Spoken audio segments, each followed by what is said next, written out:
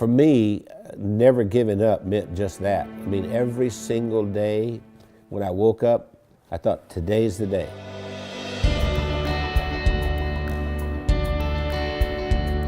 I was the second son in a sharecropper's family, and a sharecropper means that you don't own anything. I mean, you work for someone else who's the landowner.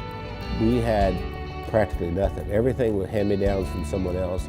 I didn't have shoes, and to this day my toes are all grown under because I didn't have shoes. I remember I had this encounter with my mother, and I said, you know, tell me you love me, and she didn't do it. And so I went down and I sat on this creek bank and I thought, you know what, I don't care if anybody loves me, I love me. I made a list of goals that I wanted to accomplish, and they were laughable because I didn't even have 2 nickels to rub together, but my first goal was I was going to be a millionaire by the time I was 35. Number 2, I was going to have food to eat because we were always hungry. I mean, my little brother and I used to make mud pies to stop the hunger pains, and I was going to travel all over the world. Those were my goals.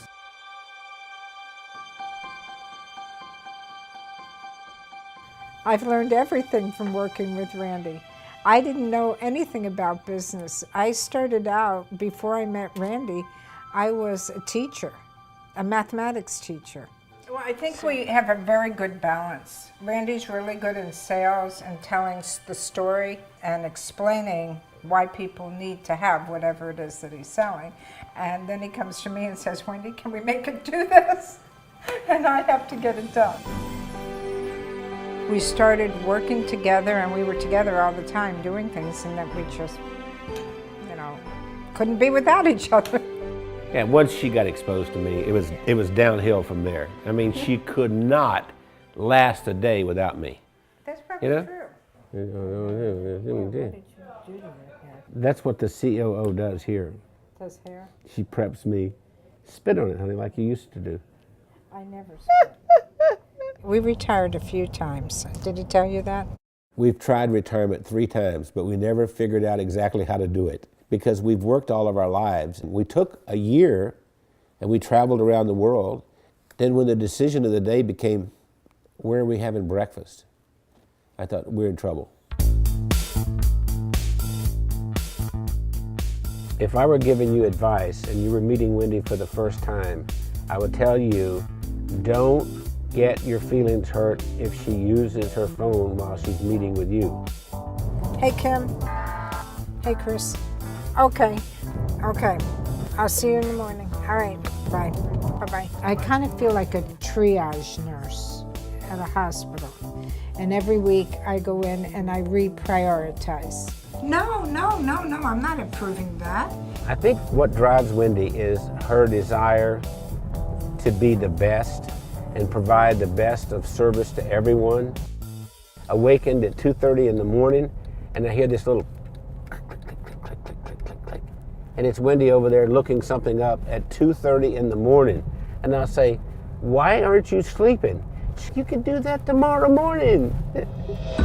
We are the definition of entrepreneurs. And we don't like doing one thing at a time. We have to do a lot of things at the same time. It's not just Randy and Wendy doing all this work. The whole team, every single one of us works round the clock. Hey, gorgeous. Listen, Bernice has been with us for what, 5, 6 years? 6 years. Yes. And we love her to death. And I love you guys. Yeah. Randy leads with his heart. And he's the most incredible person I've ever met. He's gone through so much in his life. And I believe that Randy's, I'm going to make me cry here. Randy has made the difference in my life. What's important is, what do I contribute in this day to make the world a better place? I know that sounds corny, but that's really what it is.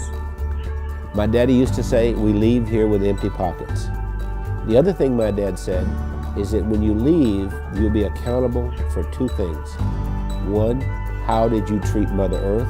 And 2, how did you treat the people on Earth? I feel that I have found joy and that I've given joy, and I think there's a lot more joy that we can give.